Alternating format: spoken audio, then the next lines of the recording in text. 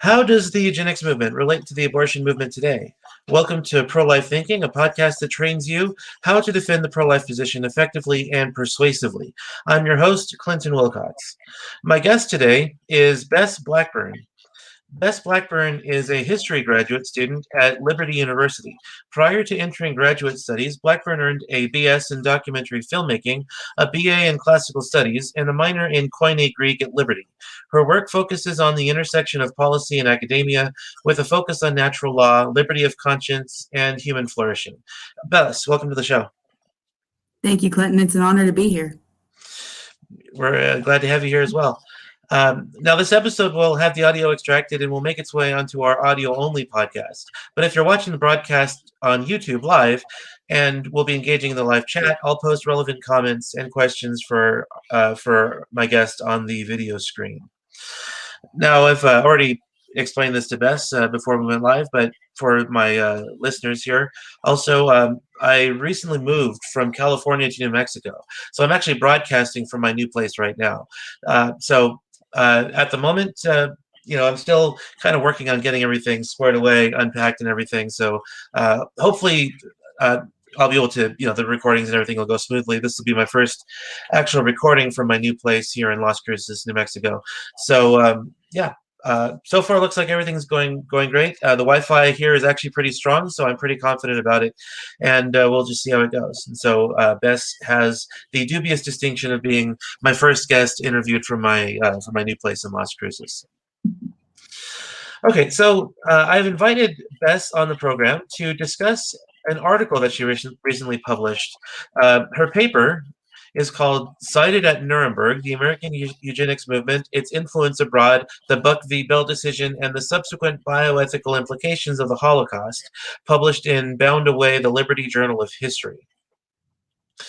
Now, I became aware of your paper because I have Robert P. George is a friend on Facebook, and he seemed very impressed by the paper when he posted about it on Facebook. So I reached out to Bess and asked if she wouldn't mind coming on to talk about the paper, because as much as we like to talk about how to engage with pro-choice people, how to respond to pro-choice arguments, things like that, I also like to try and keep updated on the academic literature regarding abortion and bioethics more generally. So I thought this would be a good one to bring on and talk about, and especially because eugenics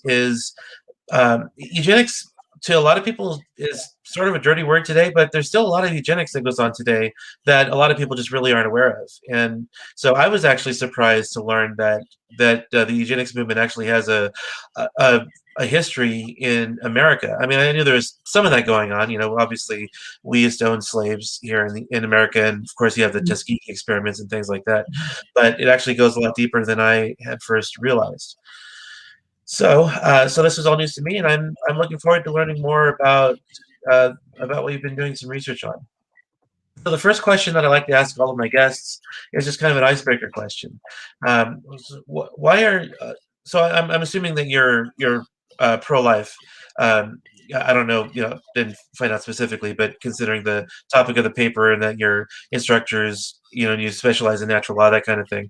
So if you wouldn't mind just kind of breaking down why you're pro-life. What was kind of your journey to becoming pro-life, or have you always been pro-life? Yeah, well, thanks again, Clinton, for having me on. I've always been pro-life. I can't remember a time that I wasn't. I was raised in a Christian family, in a Christian home, attended a Christian school throughout grade school, and have continued that in my college career. I just have this deep commitment to the idea that all of us are created in the image of God, and therefore we all have a natural right not only to live, but to think freely. And I think this manifests itself in abortion, as well as other important issues that we're facing, such as euthanasia or changing genders, or even global issues that we're facing, like the persecution of the church or persecution of other religious minorities that we need to deal with. Yeah. So the topic of your paper has to do with eugenics. What exactly is eugenics? So eugenics comes from a Greek word, actually two Greek words, epsilon, iota, which is a prefix meaning well or good, and then genes, which means born. So it literally means well born. The term was first coined by Sir Francis Galton, who was a cousin of Charles Darwin and actually a creationist until he read Charles Darwin's work on the origin of species. And he wrote to Darwin saying that his work really transformed his perspective and his way of thinking. So it was Galton who really got this going. And he would write later, he was excited for eugenics to bring about a, quote, galaxy of genius, which I think really encapsulates what eugenics is at its core. It's this promise, an idea that we can essentially become as gods, picking the winners and the losers and creating for ourselves a better race. Yeah, you talked about Charles Darwin in your paper, and you mentioned his book, which I don't think a lot of people are really familiar with what the full title of his book is, which is On the Origin of Species by Means of Natural Selection or the Preservation of Favored Races in the Struggle for Life.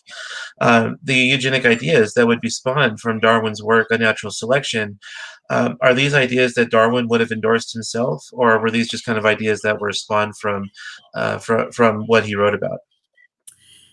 So Darwin actually would not have gone as far as Galton did. In fact, he understood, there's writing to conclude that he understood that his theory was dangerous and that he was hopeful that people would not take it to its logical end, essentially. Oh, And yeah, Galton and him disagreed on this, which I yeah, find fascinating because he knew and yet he still let it go. So interesting. yeah. Yeah, so it seems like Darwin could kind of predict where the logical extreme or logical conclusion of his ideas could lead to, Yes. and unfortunately, there were those who seemed all too willing to pick it up and run with it. Mhm. So, how did you become interested in writing an article on the topic of eugenics? Yes, it's a great story. So one of my majors in undergrad was documentary film. And so that means that for about a semester of time, I put down my pen and I went and picked up a camera in the film school. And there, the semester culminated in a feature-length documentary that I produced and wrote along with about 9 other classmates. We were looking for something to do, and one of my classmates said, there's this dilapidated old building in Madison Heights, Virginia, which is about 20 minutes away from Lynchburg. Maybe we could do something on asylums or something of that nature. And that's not really my forte per se, but I went along with it because I wanted to see what it was. And I started reading about it. Come to find out, the dilapidated building was the Virginia Training Center, is what it's called now. Used to be the Virginia State Colony for the Feeble-Minded and Epileptic, which is where Carrie Buck of the Buck versus Bell case was held. And so from there, so many things opened up. I've used this pun several times in this topic and will continue to. Eugenics is quite pregnant. It just keeps going and going and going. You think you've reached the bottom and you haven't. So I produced that documentary. It had about 6 interviews with different lawyers, scientists, professors, and I continued the work there. And in my graduate studies, I wrote that paper. And now I'm actually a week away from defending my master's thesis on this same topic. Yeah, and it seems like there's just no sterilizing these people away from these ideas either. Exactly. Mhm. Um, okay, so one person that is important to the discussion of eugenics, especially when it comes to American eugenics, and was mentioned several times in your paper, was the example of Carrie Buck. Now, who was Carrie Buck? So Carrie Buck was a young, white, socioeconomically challenged girl. Her mother, Emma Buck, had been taken to the colony of the state colony for the feeble-minded and epileptic after she was born. And so Carrie was essentially put up for adoption, even though that's not exactly what it was. She went to live with a richer family in Charlottesville, and she lived with the family, but she would perform tasks to earn her keep, essentially. They pulled her out of school so that she could continue to work for them. And after a while, she became pregnant. We're still not sure who the father was, but at that point, that family that was holding her, the Dobbses, could no longer, give her any of their charity, so to speak, and she was examined by a couple of the doctors there, deemed feeble-minded, and sent to the colony to be with her mother. In fact, one of the recurring phrases regarding who eugenics were used against, and this comes up several times in your paper also, and you've mentioned it in your answer as well, is the term feeble-minded. How is feeble-minded defined or understood by eugenicists? Great question. I'm sure it depends on which eugenicist you ask. But the Yeah. basic idea here is that I haven't seen just a simple definition of that.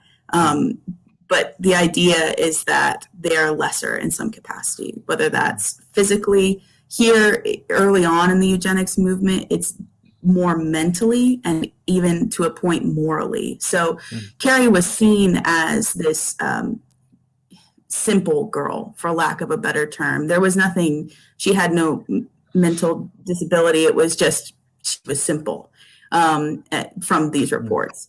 And what made the difference, though, was that she had gotten pregnant without being married. So it turned into, okay, she has the eugenicists would say, well, she has some mental deficiency because her mother is feeble-minded, so therefore she must be feeble-minded. But we're going to let that go because she's morally okay. But once she had the child, it was like, no, she is also feeble-minded. And this was very, very prominent as early as the mid-1800s are some of the first times we have this eugenically minded law being proposed, especially in terms of inmates, where they would say, well, instead of capital punishment for these people, why don't we just sterilize them so that they can no longer produce their own kind? Because clearly, if they're in a prison, they're feeble-minded and they're just going to create more thieves, essentially.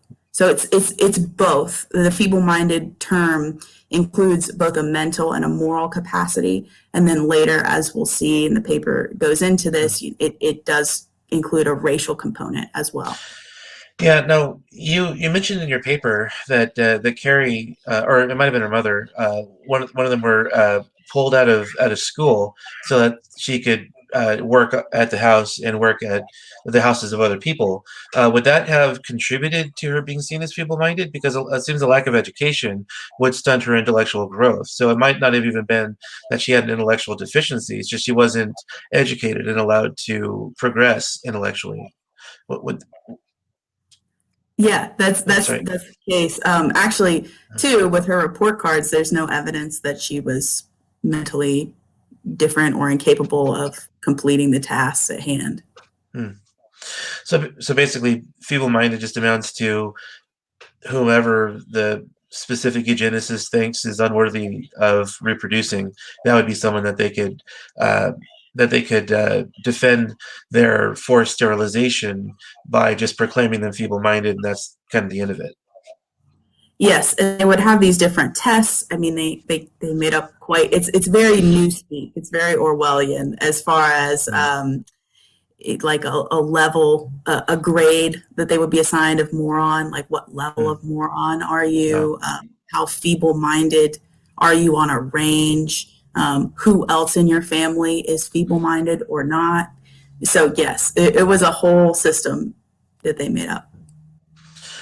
Yeah, now it was pretty astonishing to me as I was reading through your paper that you give numerous quotes from eugenicists about oppressing the rights of the feeble-minded, and I was thinking that a lot of these quotes actually sound a lot like the rhetoric of the pro-abortion movement today, such as, for example, on page 20, where this Dr. Pretty was arguing that forcibly sterilizing Carrie Buck would actually improve her life because she would get more enjoyment out of life because she could live outside the colony and not be quote, burdened, end quote, by having children or being dependent on the institution.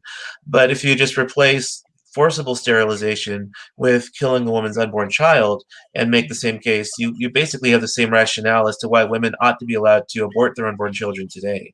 I just kind of found that striking about how similar a lot of the arguments for abortion are today that were the same as the ones being made for the forcible sterilization of the quote feeble-minded, end quote. Yes, yes, certainly. And that quote you bring up is probably one of the most sickening quotes Mhm. that's in the paper. Yeah. And it's interesting too. I've done some more research since that paper, and another character that is a part of this, at least tangentially, of course, is Margaret Sanger. Mm. Um, and her arguments, during the Progressive Era did not create the eugenics movement. However, the progressive era, I should say, Mm. did provide this very fertile ground for the eugenics movement to grow. It was all about a new birth. How do we progress further as a society, as a human race? How do we get mentally, morally, and physically better? And Margaret Sanger, of course, was a part of this with her efforts. One thing I find interesting is that the eugenicists, her and some of the eugenicists interacted fairly often, including the eugenicist Harry Laughlin, who I speak of a lot in this paper. But actually, this is fascinating to me. Mm. A lot of the eugenicists thought Margaret Sanger went too far. Mm. They thought forced sterilization of those deemed feeble-minded was okay, but to introduce birth control at any level to an entire population, for them to make that decision, they thought that was too far and wouldn't serve the eugenic movement well. And this is directly contrasted with what Sanger said when she said she was completing the eugenicist work by introducing these concepts. And so it's true. You're absolutely right. I mean, it's the same line of argument, this idea in the progressive era too, of liberating the woman, liberating society, pleasure, all of that. So quite fascinating. Yeah, that kind of strikes me as odd that they would have a problem with introducing birth control because isn't that just what sterilization is?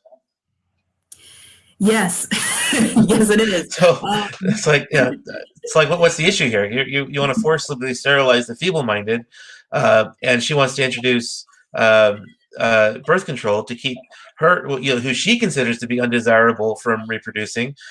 So it just seems like, it's just the same idea, even if she maybe took it a little bit further. It's just a whole progression of where this idea leads to. And yes. obviously, pro-life people often argue that there is a slippery slope. When you start when you start allowing certain advances scientifically, then it doesn't end because one doctor might say, okay, I just want to do this and I'm going to stop here. But if you open the door for that, then there's no way to stop a more unscrupulous doctor or scientist from saying, well, he went that far. And if he was allowed to do this, well, there's no reason why I should be allowed to do this because it's based on the same principle. He just, he was just too timid to take it this far, but I should be able to take it this far because I have the wherewithal or the gumption to do so. And so, even though pro-life people argue there is this slippery slope, oftentimes in order to get just to get somewhere that they want to get to, they'll kind of argue that that pro-life people are just kind of being overly sensitive or they're fear mongering or that kind of thing. Right. And I think, I will be doing more research on this even after I defend my thesis. But if I could Yeah. speak into what I think may be part of the reason why that's the case, is that the eugenicists were very interested in controlling the race in a way that Sanger was too. But I think there's a nuance there. Sanger did have this element, or at least this sales pitch of giving women a choice in the matter, right? And the Yeah. eugenicists were overwhelmingly male, first of all, and second of all, weren't really interested in giving women a choice about their reproduction. It was more about how do we create a better race. And so I need to do more research on that, but if I can just speculate for a second, I think that might be part of the reason there's a difference, is that ultimately eugenics, as the eugenicists saw it, most of the eugenicists, I would argue, Sanger was a eugenicist as well, but as most eugenicists saw it, eugenics was about power and who could basically create the strongest race the quickest. In a way that Sanger was not, she was there, but she wasn't, she had a nuance to her that a lot of them did not. Yeah, and there's even a parallel there too, because obviously, who's pro-life and pro-choice, they're kind of split down the middle if you look at Gallup polls. But the people who benefit the most from abortion are not the women; it's the men who benefit the most from abortion, who take advantage of women sexually, get them pregnant, and then can take them to the abortion clinic and just have the baby killed, so that they don't have to raise the child or they don't have to pay child support. Because there's been several studies done about who gets abortion, and often what you hear is that there are many women who will just have an abortion because they believe it's the best thing for them, but there's also a huge number of women who would actually keep the child if the father would remain in the woman's life, especially if it's a younger woman or a teenager. If the father would be part of the mother's life and part of the child's life, so that she wouldn't have to raise the child alone, she would go through with the pregnancy and have the child instead of going through with the abortion. So it seems like even today, even though we're roughly split down the middle, men and women, pro-life and pro-choice, the people who benefit the most from abortion are men, even though we've kind of convinced women that it's a women's issue. Right. Yes. There's no such thing as a men's and women's issue when it comes to issues of natural right and natural law. Right, exactly. Especially since reproduction is how we continue our species, and if depending on what your situation is, you could even end up with an imbalance of men over women, like we have in China and India, where they have you know mostly men but no women because of the sex selective abortion, because they're only allowed to have one, and now in the case of China they're allowed to have two children, but that has led to an extreme imbalance in the sexes. So there aren't any women to marry the men off, and that poses a problem now to the society because they're not able to reproduce and keep the society going. Mm. Yes. Almost like there was a design to that or something. Right, exactly. Um, yeah, so discussions of natural law are really right up my wheelhouse, and so I really thought some of that discussion there was interesting as well. And you talk about in your article that the eugenics movement rejected an Aristotelian view of the person based on teleology and advanced a more mechanistic view of the human person. Could you elaborate more on that? Sure. And this topic could go on forever and ever. It's one of my Right. favorites. But the idea basically, as you stated, the Aristotelian natural law, which was then later picked up by some of the Christian philosophers like Augustine and Aquinas, this idea that there is a whole person, mind, body, and soul, that needs to be nurtured and cultivated to produce the most full and flourishing version of ourselves. And this view was largely held, I would say, historically, for a while. It was during the Enlightenment, the beginning of modernity, where this starts to shift a little bit, and that doesn't include everyone that came to power or that came to influence in modernity, I should say, but some of those people, like your Descartes and Bacon, they espouse ideas, the scientific method. Descartes, of course, eternally putting Descartes before the horse, where he would always talk Right. about sectioning off things. If there's one part of the piece if there's one part of the whole that doesn't work, just get rid of the part and it'll be fine. Which really reduced the complexity of what it means to be human into this simple mechanistic form. And so it's no surprise that you see these eugenicists saying, well, there's a person that just isn't productive to society. We'll just get rid of them, either by, and at first, of course, it was mainly sterilization, but of course, later, as we know, in World War II, especially, it's just, well, we'll just get rid of the person entirely. Right. And this view of natural law was particularly seen in Justice Oliver Wendell Holmes's views on natural law. Justice Oliver Wendell Holmes was the Supreme Court justice who wrote the majority opinion for Buck versus Bell when it got to the Supreme Court. He infamously penned that 3 generations of imbeciles are enough, talking about Carrie, her mother, and Carrie's daughter, Vivian. And he also, about 10 years earlier, had written in the Harvard Law Review about natural law and essentially said that natural law is not something we're espoused or endowed with, and that it really is more about the powerful, which again plays into this eugenics narrative that was going on. Yeah, it really surprises me when I hear. I mean, I guess it really shouldn't surprise me, considering that Roe v. Wade was one of the worst pieces of legislation ever handed down by the Supreme Court. It's indefensible in historical jurisprudence. It's indefensible in philosophy. It's indefensible in just all sorts of ways. And yet they still said, okay, we're going to legalize a right to abortion, because of some view of privacy that we're just going to kind of make up on the spot. And so it really shouldn't surprise me anymore what the Supreme Court does. But our country has I'm gonna try my best not to like jump up on a soapbox here, because I get kind of irritated with the Supreme Court.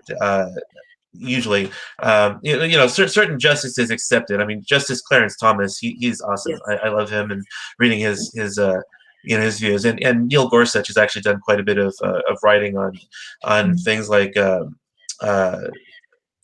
blanking on the term, capital punishment, or euthanasia. Euthanasia, I think it was. But anyway, from the very beginning, where we had the founders of our country who wrote the Declaration of Independence and constructed the Constitution, which defends the natural rights of American citizens. And they talk about how all men are created equal and are endowed by their Creator with certain inalienable rights, that among these are life, liberty, and the pursuit of happiness. And of course, when they formulated the United States, or the colonies, put them together, and obviously went on from there as they got more and more states in the Union. But from the very beginning, they incorporated colonies who were slave owners, and the reason for that, from what I understand, is because they essentially thought that once they formed the Union, then they would be able to outlaw slavery at some later point. But they wanted to just kind of get the Union together at that point. But even then, some of the most staunch anti-slavery proponents from our founding fathers still owned slaves. And then, of course, you have the eugenics movement, in which you have justices saying that what was it, like 3 generations of imbeciles is enough, and you have the Dred Scott decision, which said, even though Dred Scott was a free slave, now he needs to be sent back and given to his slave owners. And then, of course, you have abortion and euthanasia. And so, even though we have written in law, espoused in the very documents that form our union, that all men are created equal and endowed by their Creator with these inalienable rights, life, liberty, and pursuit of happiness, it seems like the Supreme Court is always taking rights away from people, instead of establishing in law, enshrining in law, that all laws that indicate that all people are created equal. And it seems like the Supreme Court has never really been very consistent on defending the rights of individuals, especially when it comes to defending their natural rights. And that's just something that I've just always kind of been irritated by. I don't know if you have any additional thoughts you could offer to that end about why the Supreme Court is always just kind of meddling with people's rights instead of defending them. Yeah, well, I think there's definitely a place for that. There are some decisions that are better than others, that's for sure. And I think one of the things I've been just toying around with recently, which I think kind of plays into what we're talking about here, is that the term natural law, natural rights, natural law theory, those are all terms that are generally used by a smaller sect of the population here in America anyway. And when you're talking about rights generally, that tends to take on this connotation of human rights vocabulary, as outlined by the UN Declaration of Human Rights in 1948. And that's not to say that wasn't a good effort. I think that human rights and natural rights should mean the same thing.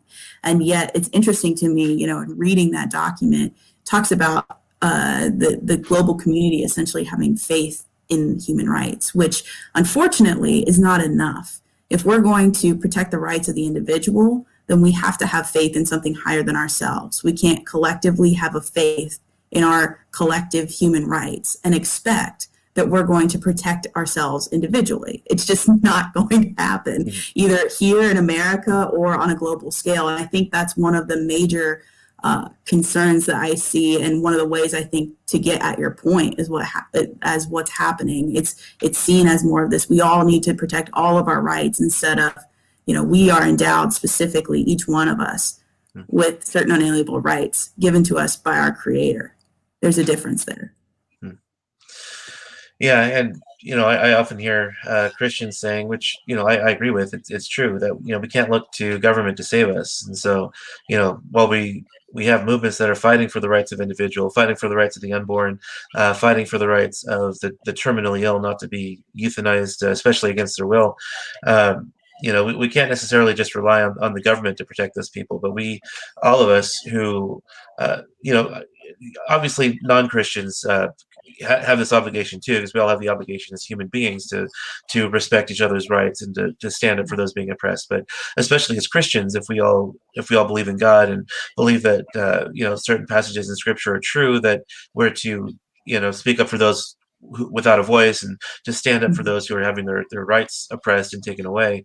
That's all the more reason we have to stand up and oppose the bad rulings from our own court systems. And so, yes, and this really gets at the issue too. Natural rights, natural law. You go so many ways, but also you deal with the separation of church and state. And what does that really mean? How much can we believe that each of us has endowed rights without believing in something transcendent? No matter how big the government is, it's not something that transcends us. The government is made up of people. And so to one of the beautiful and horrifying things about the government. But to have natural rights, to believe you're endowed by natural rights, there has to be something outside of you and outside of the general population to have you believe that. Yeah. Now, so we often condemn the Nazis for their part in the Holocaust, but it seems like there's a lot of blood in the hands of Americans who had the same ideology. They just kind of enacted it on a much smaller scale. One of the things that really surprised me, and this is something that I never heard about, I never learned about it in school or anything like that, but you kind of open the paper, you open your article with one of the doctors, I think, who was actually being sentenced to death for his part in the Holocaust, and he gave a pretty scathing indictment of America, and basically saying, who are you to pass judgment on me when we're just following in your footsteps and taking your views to their logical conclusion, essentially. And that really kind of took me aback. That was something that I'd never actually heard. And obviously, the whole history of American eugenics is something that's not really talked about much, and something I certainly never learned in school. That was actually really surprising to me, and it's one of the takeaways that I had from your article is and I even though I thought this guy was a monster, and I think that a lot of people who in the Holocaust, the Nazis were monsters. It's like he has a point, So. Yes. And of course, that's not to say that there's no conspiracy theory here. Everything that is there, it was written and said, and of course, he wanted to blame the Americans, and I think there's a part of that. But there's also a very real part that is like, wow. If a Nazi doctor, actually Karl Brandt is his name, and he ran the T4 euthanasia program. He was also Hitler's personal doctor. If a guy like that can point out a double standard and have a point, we have a problem. Right. Yeah, I mean, he deserved the punishment he got, but then again, like how many Americans who are passing judgment on him, maybe not even, I don't know if they deserve the same punishment, but still deserved a harsh punishment for their part in the eugenics, the role of the rise of eugenics. Yes, and eugenics was not, I don't deal with this as much in my paper because I really focus on the American eugenics movement specifically. But Mm, eugenics was very much an international movement, and didn't involve just the Americans in the early 1900s, but also involved several countries, a good portion of Europe, and namely both Germany and Russia, which is interesting, especially with the dynamics of World War I at the time. yeah. Um, Germany was was in many ways leading internationally in eugenics, which isn't surprising. But also the Americans and the Germans cooperated on several projects and just sharing scholars and scholarships and all that different sort of thing. I want to make it clear that it wasn't just the Americans feeding Nazis. There were several parties involved. However, the Americans were an integral part of what the eugenics movement ultimately became. Yeah. So, so what are you majoring in college? So right now I'm working on my master's in history. Master's in Um, history. Because yeah. you mentioned that you were going to be defending a dissertation. What's your dissertation going to be on? It's called Eugenics is Euphemism, the American Eugenics Movement, the Cultural Law of Progress, and its international consequences. Hmm. So, is eugenics kind of the area of, or just kind of an area that interests you that you want to do most of your work in, or are you going to expand to other areas as well to write on those? Yes, so I'm fascinated by intellectual history in the intersection of academia and politics policy. Mhm. So that that's nice and narrow. But I just love working on issues of liberty of conscience, human flourishing, and I love finding new ways to defend against some of the arguments that we hear so regularly. Yeah. There's an arsenal of truth available, whether it be history or science or philosophy. I'm going to use all of it because all truth is God's truth. Right. My plan right now is I'm going to be entering law school in the fall, and I hope to continue on this work in this vein and extend it because really eugenics is just one way to talk about natural rights, natural law, liberty of conscience, and how that manifests itself in so many different issues. All right. Well, those are about all the questions that I had for you. Was there anything that you would like to add about anything from your paper, or maybe just anything from your research outside the paper that you think might be important to mention and add regarding eugenics and or anything like that? Sure. I'll just say that through this research, there are times and moments where it's a little hard to keep the faith, think that it feels so overwhelming, and I want to assure the viewers and listeners that there were several people that also stood up against this movement. Some of the notable ones being like Jacob Rees, G.K. Chesterton, whom I borrow from significantly in my master's thesis. Right. My title, actually, Eugenics is Euphemism. That's him. Uh, Hmm. of course, it's a pun in Greek and a pun in English. And of course, Right. G.K. Chesterton can figure that out. Yeah. Um, but there were several, and there continue to be several, Hmm. that are fighting against this ideology. And it ultimately makes me hopeful that we can continue to look longingly towards the idea that everyone is created in the image of God and fight for that right. Yeah, I actually didn't know that G.K. Chesterton had written a book on eugenics, and so as soon as I got to that point in your paper, I went right to Amazon and added it to my Amazon wish list. So I do intend to pick that up and read it at some point. I haven't read as much Chesterton as I have C.S. Lewis, but I've read some Chesterton, and he's an acquired taste, I would say. Yeah. Uh, because I've tried to read a book through with a couple friends, and they couldn't even finish going through orthodoxy, and even like I was able to finish orthodoxy, but a friend of mine who is a really big G.K. Chesterton fan has assured me that basically Chesterton uh, he relishes the journey. He likes the journey more than the destination. So he'll spend a lot of time in his books, just kind of meandering and talking about all these things, and then finally, on down the road. Eventually, he'll get to the point. But he just kind of likes the journey a lot more than the destination. Well, and two, if I can add, Clinton, you bring up Mm. Lewis, which is wonderful. Lewis also talks about the eugenics movement in ways. He doesn't write a book on it, but he Yeah. mentioned it in The Weight of Glory, Mm. which is fascinating because, of course, he's writing at the time. And I Yeah. think my whole argument, my thesis, what I've worked on to this point, can be boiled down to one sentence from another. A.W. Tozer, actually, he writes in the first chapter of the first line of the first chapter in The Knowledge of the Holy. He says something to the effect of, what we think about God is the most important thing about us. And I think that is the essence of how we defeat something like the eugenics movement and even in the pro-abortion movement today. Because that statement, it's so simple, profound, but it's ontological, it's theological, it's philosophical. And in many ways today, we could even argue it's bioethical in what it's saying. Who do we think God is? Is there a God? How do we view that both personally and societally? And what are we going to do with that?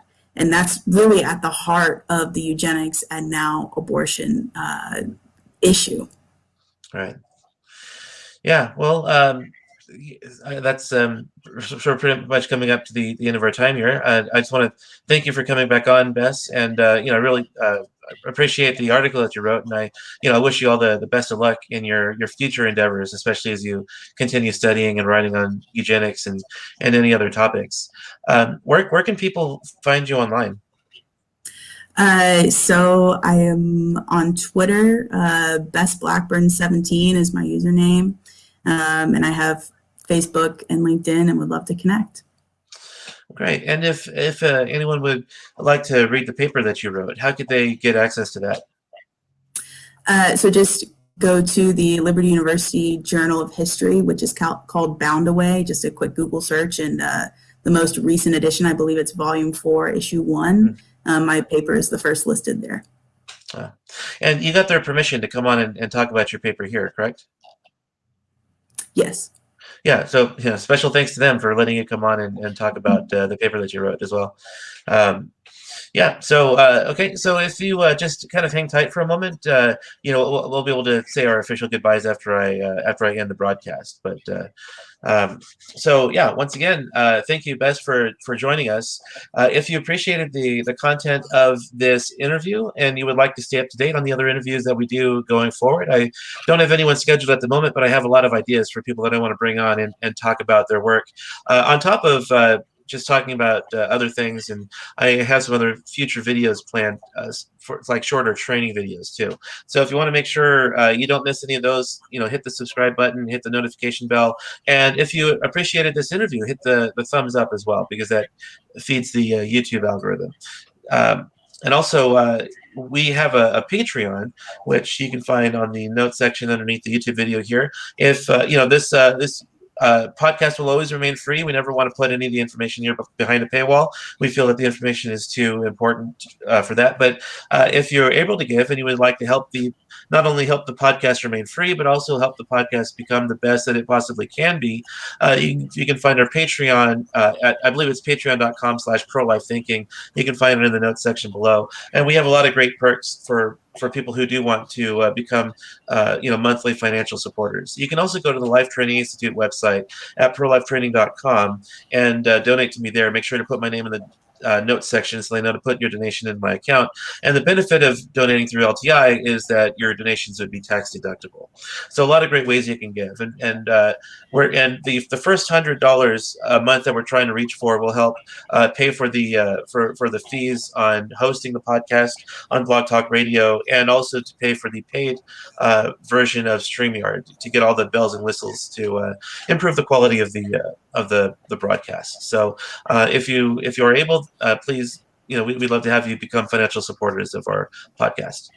So once again, on behalf of the Pro Life Thinking podcast, thank you, Bess, for joining me, and thank you, our listeners, for joining us, and we will see you next time.